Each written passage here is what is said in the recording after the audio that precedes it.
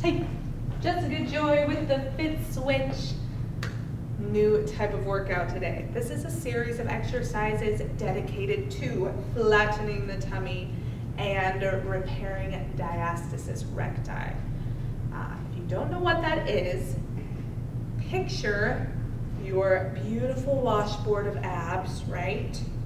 And imagine that there's a gap between them. So there's like an opening, opens together. What's that gonna do? It's gonna make your tummy pooch out. This is a very common post-pregnancy condition. It happened to me after my post-pregnancy. Unfortunately, I didn't know about it until, oh gosh, 6 months later.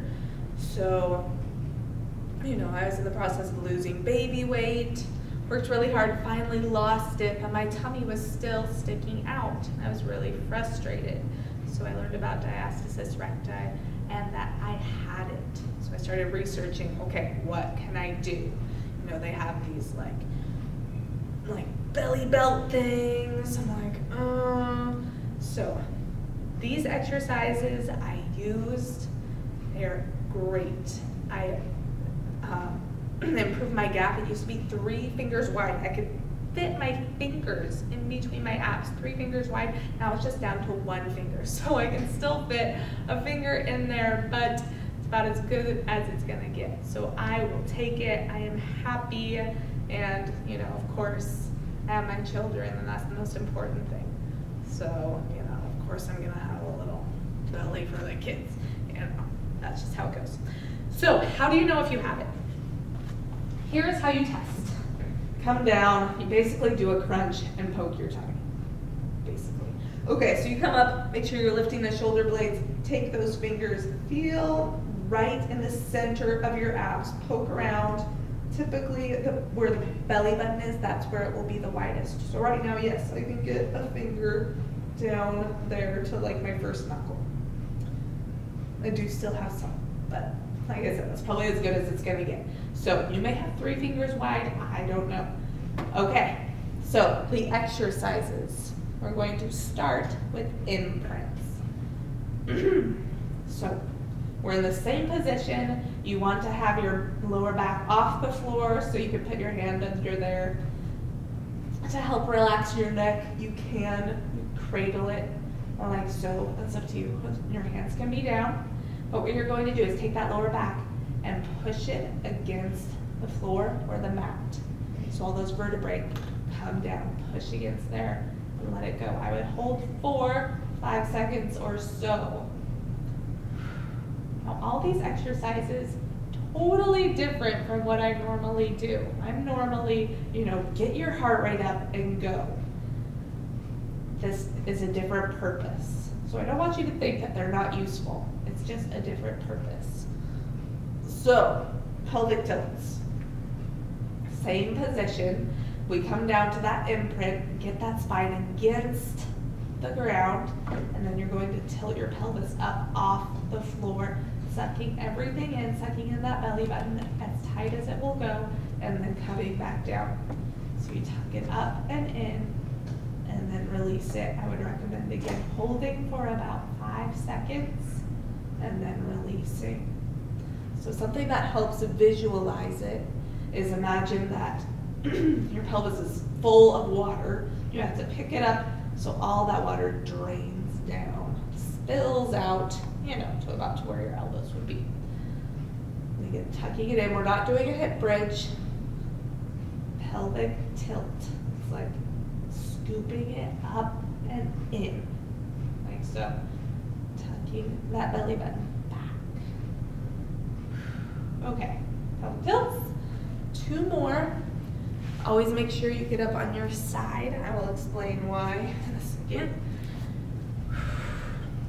On all fours, we're neutral here. We're going to tuck in, suck the belly button up and in as high as it will go, squeezing all those inner abs as tight as we can get them, and then releasing. You want to breathe out when you do it so that you can get that belly button as high as possible. Oh, tummy vacuums. Woo woo. Okay. And one more It's very similar. So it's basically a pelvic tilt in a plank position. You can do a high plank or low. Higher will be a little bit easier. So you're going to take that tailbone, tuck it under, and then pull that belly button up and in as much as you can get it. So you could actually tilt it and not make it that effective. Really think of pulling up and in. You can feel that belly button rise. It's a lot of work, I'll admit. This one is the toughest one. The planks you don't need to do. In fact, I would recommend, if you're just getting back into exercise, hold off on those for a little while. So there are 2 other exercises you can do that you don't have to set aside any extra time for, and I do them all the time. Very handy, and you will see results fairly quickly. So the first one is just sucking in, right?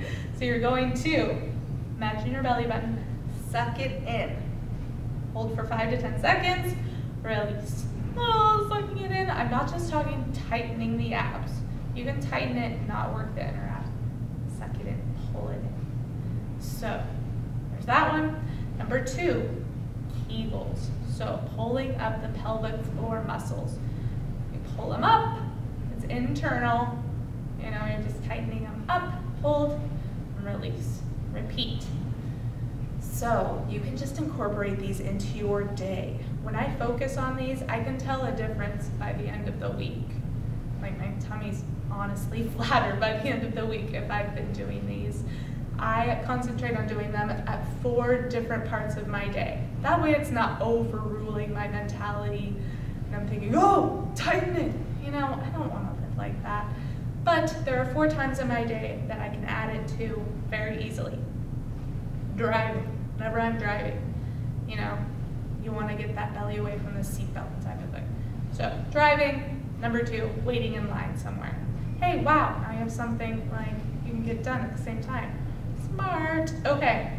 Number 3, if I'm sitting somewhere kind of bored. Not that that happens all that often. And the last one is when I'm getting ready. So blow drying my hair, makeup. It's just easy to do because I'm seeing myself in the mirror and I'm like looking at my tummy and I'm like, whoops, suck that in, okay. So there you have it.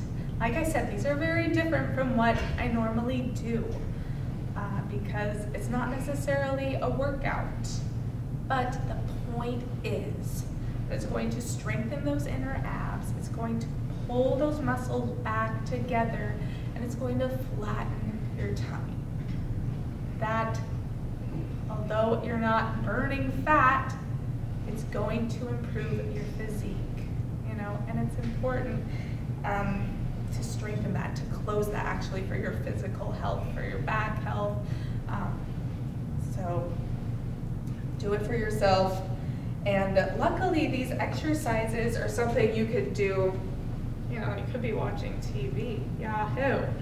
So get them done. I promise they are where it's at when it comes to improving diastasis recti.